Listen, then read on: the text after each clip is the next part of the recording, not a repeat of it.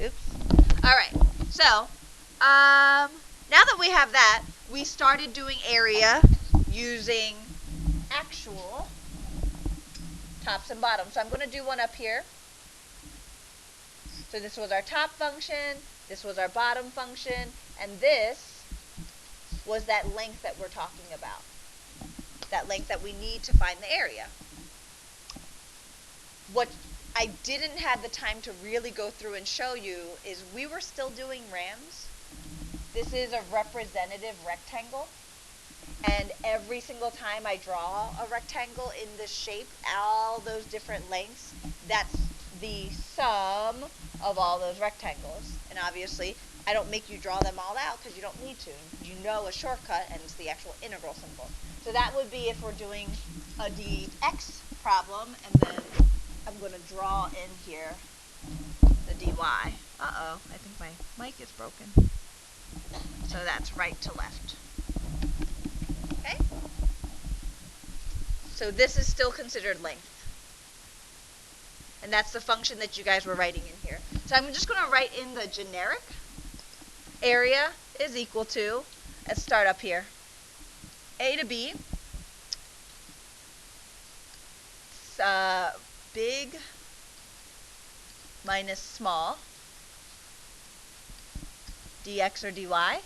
And then if you want to write each of them out, you can do top minus bottom, and that's a dx problem. And then you can write in A to B, right minus left is your dx problem. Or sorry, dy problem.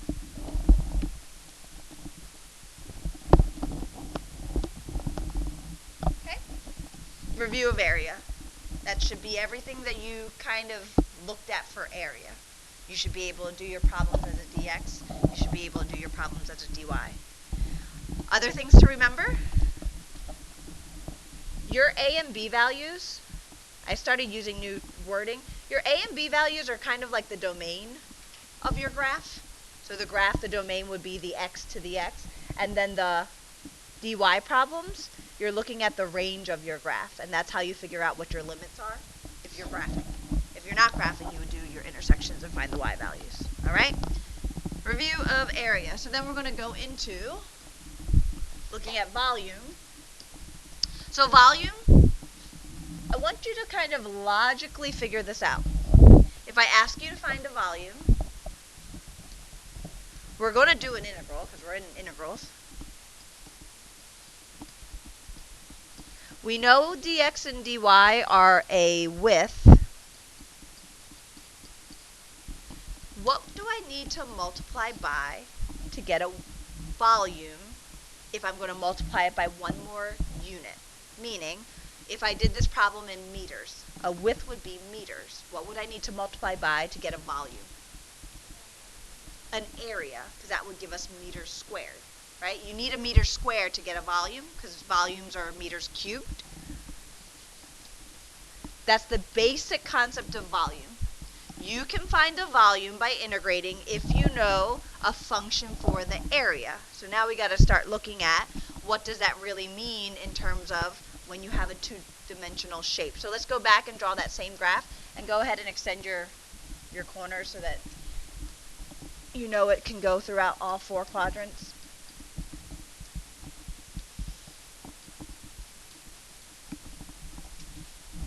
So where does area come from? How do I make a shape? So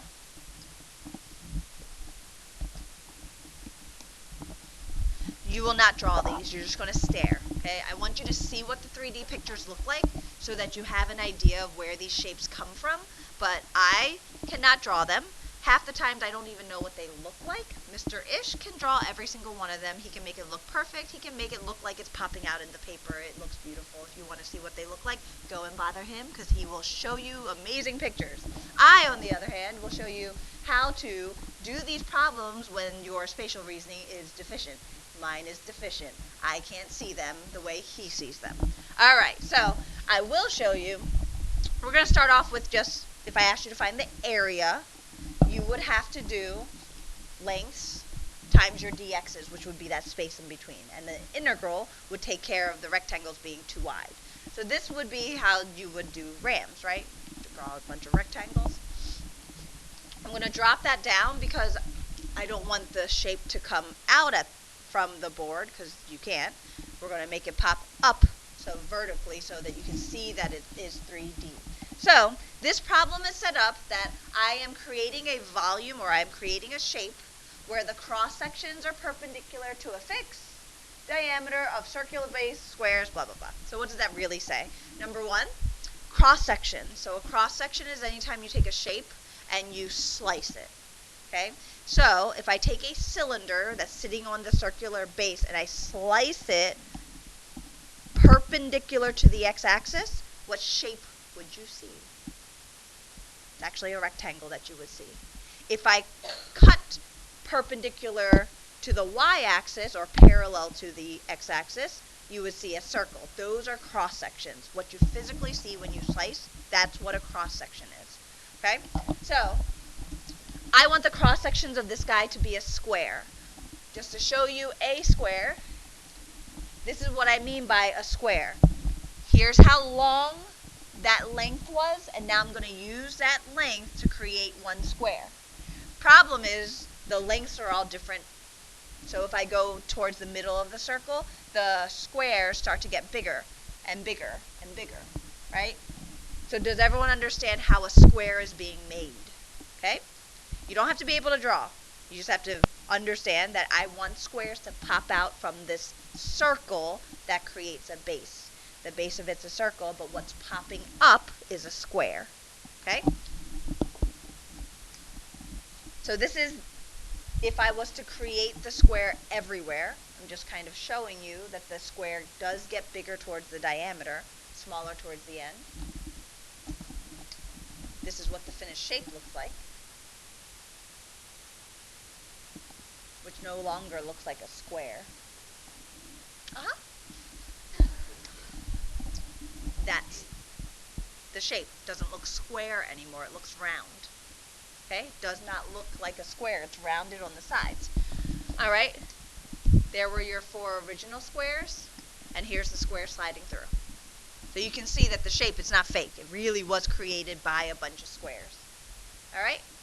That's what you're finding the volume of. Okay, that type of shape. Show you another one. So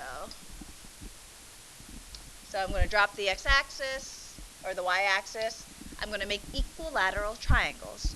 That length is going to be the length of all the sides of each triangle that gets created. I'm going to create the solid here, so you can see what it looks like. And again, it's going to look rounded, even though the shape was supposed to be a triangle. It's kind of cool that it does that. Okay? That's what you're finding the volume of. So what do I mean by cross-section? A cross-section says if I was to slice this shape. Okay? And when I slice the shape, that's the shape you're looking at. That solid has a cross-section that's triangular. The triangles are built by those lengths in that circle. So that's what we're doing, okay? I just wanted you to see it. It's nice to see the 3D picture because we won't be drawing many of them. I'll just talk about things popping out of the board or popping behind the board, and I think most of you can kind of figure it out. You're welcome to draw them if you can. I just can't, at least not well. Yep. Because that's how I made the shape. Yep. Yep. Yeah, we can make all different types of shapes. So this is one where, so it's starting out with a triangle, but I want to create semicircles. There's your semicircles. There's the solid. Okay? So it's cool to watch it happen. That's how the shapes are being created. So going back to what we have here, I just want to show you how I'm going to draw the shapes, which is obviously not as cool as that. So let's start with something easy like a rectangle. Or no, let's do a square. So here's how I draw my square. The statement will be the square side is going to be in the region where the side is perpendicular to, it'll tell you which one, and I'm going to say perpendicular to the x-axis. So here is my square. That's the side of the square that's in the region. And that's pretty much all you'll see, just that line. I will show you if I get forced to draw. I'll draw it out like that, popping out of the board. It's a square. All four sides are congruent. Okay, but you won't need the whole shape. It's nice to see it though. If I asked you to draw a semicircle that is perpendicular to the y-axis, so that would be the diameter of my semicircle, and it would pop up this way. And that's all I draw. I don't draw everything, I draw one. And you'll start to see, I don't even draw the picture. I go back to what you drew for area. Okay, that's literally what I'll go back to. So over here, this should say volume. The volume is actually going to be an integral from A to B. And it's not just an area, it's the area of your cross-section. That's why I kept using that word cross-section and talking about the shape. And then you'll have a dx or you'll have a dy.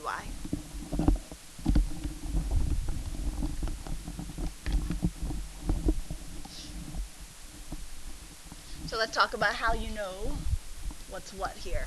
All right, so the first statement you'll hear, if it's a dx problem, you're going to hear that the base is perpendicular to the x-axis. And if it's a dy problem, you'll see perpendicular to the y-axis. It's nice that they say it that way because when you draw, you'll see your segment look like area.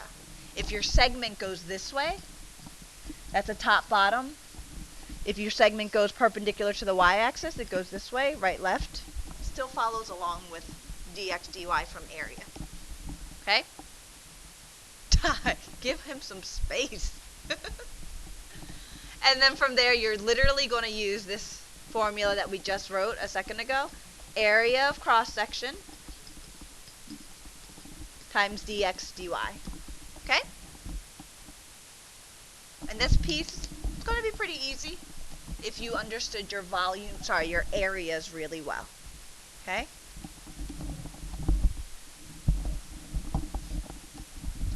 Alright, so before we move on to there, Matthew, what's up?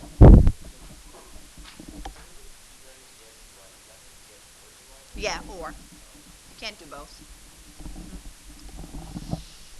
So, I'm going to write down some area formulas, but before we do, Esma, how do I know if it's going to be a dy problem for volume? True. Other ways? Based off of our notes today. What's the statement that they're going to write?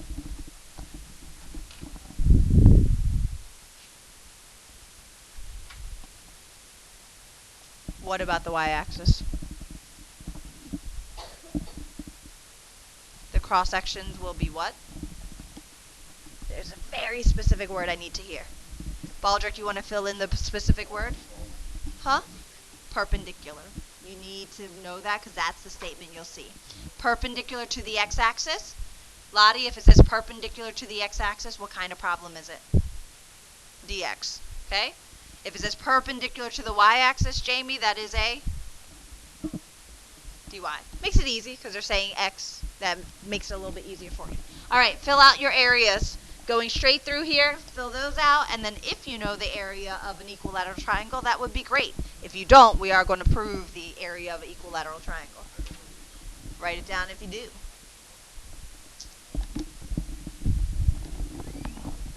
Let's figure out what's going on here. Oh, so ghetto.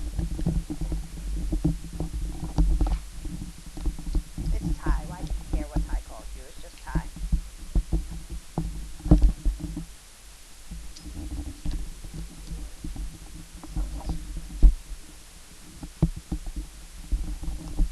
It's not going to last very long.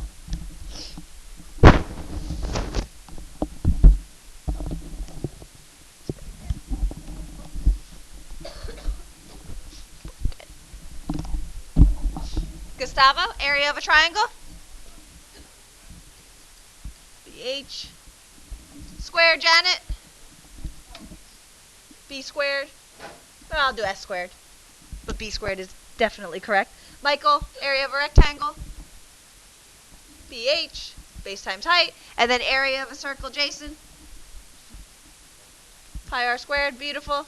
All right, so we have all of those. Did anyone actually know the area of a triangle? Ty? Equilateral? Go ahead. Why don't you just say what you have? I'm not going to tell you if you're right or wrong. Huh? That actually finds the area of any triangle. 1/2 AB sine C? It does. That's not going to be the formula that we use here, but it works for any triangle, which is why it's a nice formula. Matthew?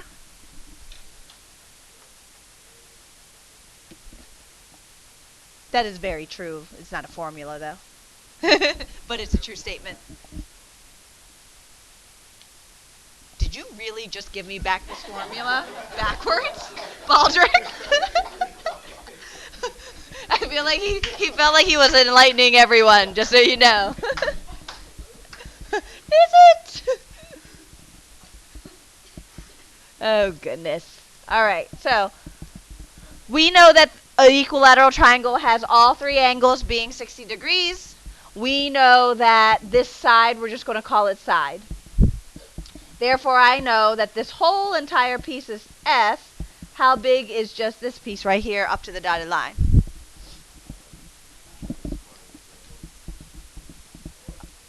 Really, people? S over 2, thank you. All right, so then the question is, depending on how much you remember from geometry or how well you know your trig and pre-calculus, you should be able to tell me how high it is. Don't yell it out. If you don't know how high it is, you could use a 30, 60, 90 triangle rule, or you can solve for that height, you can call it h, by doing what theorem? Pythagorean is the one that gets us sides. You could use SOHCAHTOA using one of the angles. There are many ways. I would like for you to tell me how high it is by using one of the methods. I don't care which method. If you're stuck on a method, just use Pythagorean. It's an easy one to do. Call it h and solve for h. Go.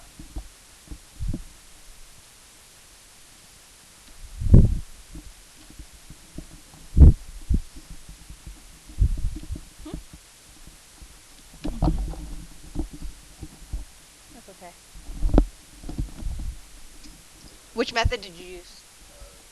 Pythagorean. So Pythagorean's a nice way to do it.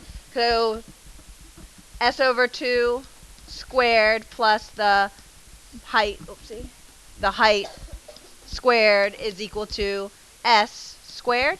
And if you do solve properly, you do end up with the correct answer, which is 1/2 S and then root 3. S over 2 root 3 is fine. What's the other way you could have done it if you know your 60, 30, 60, 90 rule? The rule says A root 3, and 2A. Where else does that come from? 1 root 3, 2. That actually comes from unit circle information. If you look here, 1/2 root 3 over 2 and 1.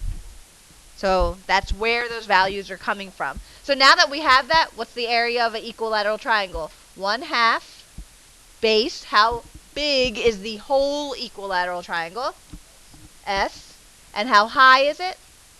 1/2 S root 3. Simplify that. And you get S squared root 3 over 4. You can use that from now on, but you will have to memorize it. No formulas are given. Or you're going to have to derive it each time. If you can't memorize the formula, then you're going to have to derive the equilateral triangle formula. So I showed you two different ways to do that, okay?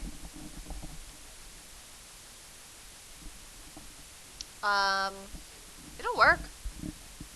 It'll work. Yeah. I said there's multiple methods to derive it. That will work. That's a way to derive it.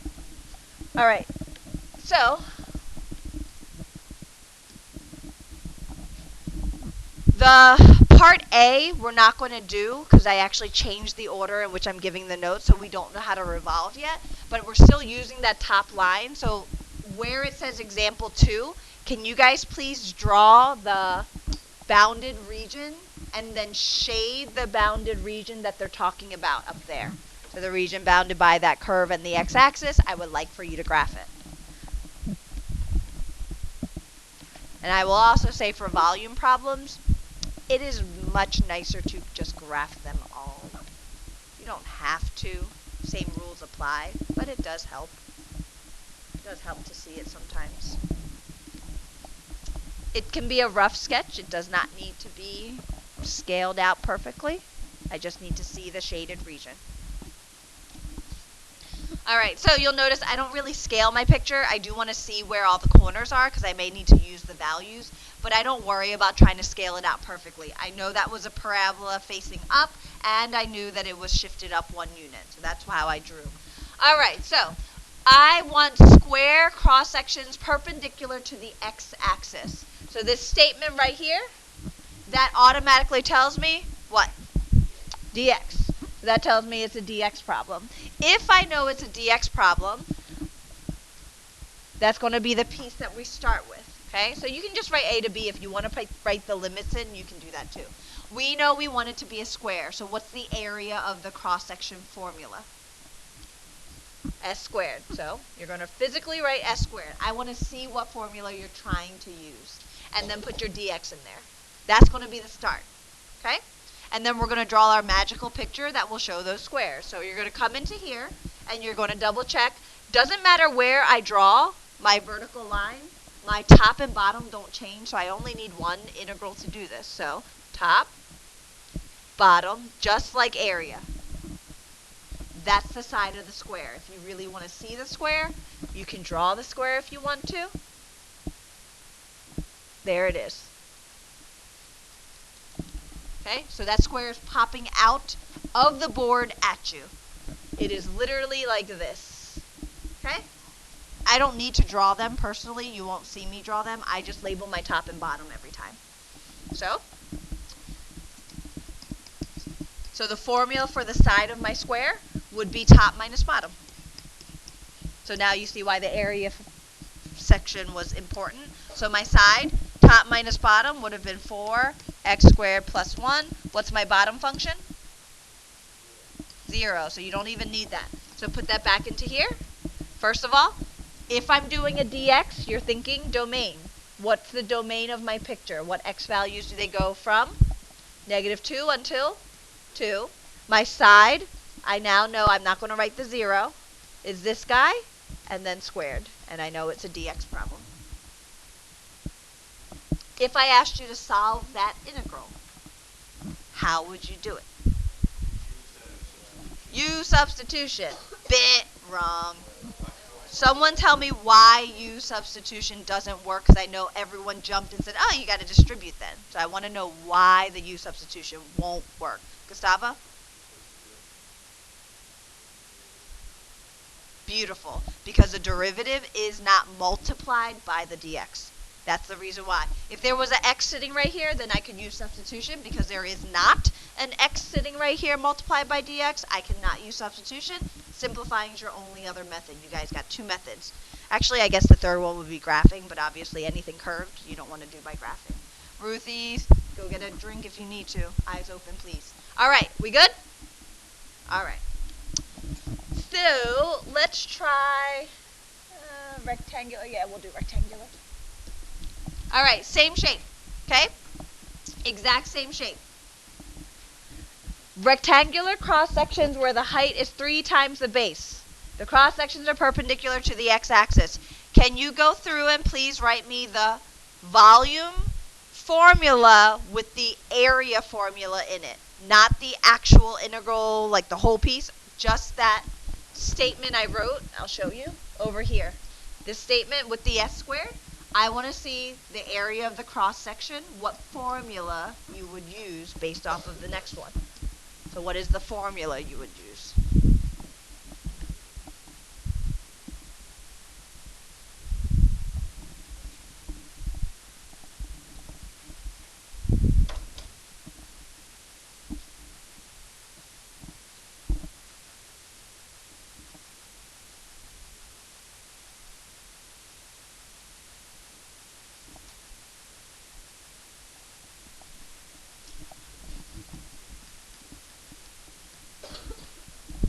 Let's start off really basic, okay? Start up very basic. Tiffany, what shape do they want? A rectangle, what's the area formula for a rectangle? Base times height. So that's the first thing I'm going to look for. Dx or dy. Alright, so that's the first thing I want to see because I want to know that you know what formula you should be using before you hop into the calculus part. But there's more information up there. So given the more information, Isaac, what else could I do to this based off of what's given?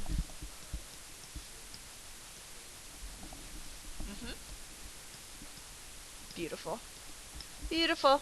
Which means I can then change it one more time before I even get into the calculus. I can change that to look at b3 b squared. Why do I have parentheses? That's how I know where my function's going to go. That's the reason I put parentheses around all the variables in your area formulas, so I know where I should be substituting something in. So over here, you just got to figure out what the base is then. So the base was supposed to be perpendicular to the x-axis, inside of this shape, top, bottom. Good, right? So, easy enough. Don't worry about that 0. And then we come back over here. It's still a dx, so our domain didn't change for our image. We have a 3, and then the base was 4x squared minus 1, and then I'm going to square it, dx. You notice it's not much harder than area. You have to apply what you know for area in this section. Top minus bottom. We're going to do one more. Let's do a dy problem. If I have time, I'll come back and do a semicircle with you. I have to change some stuff for...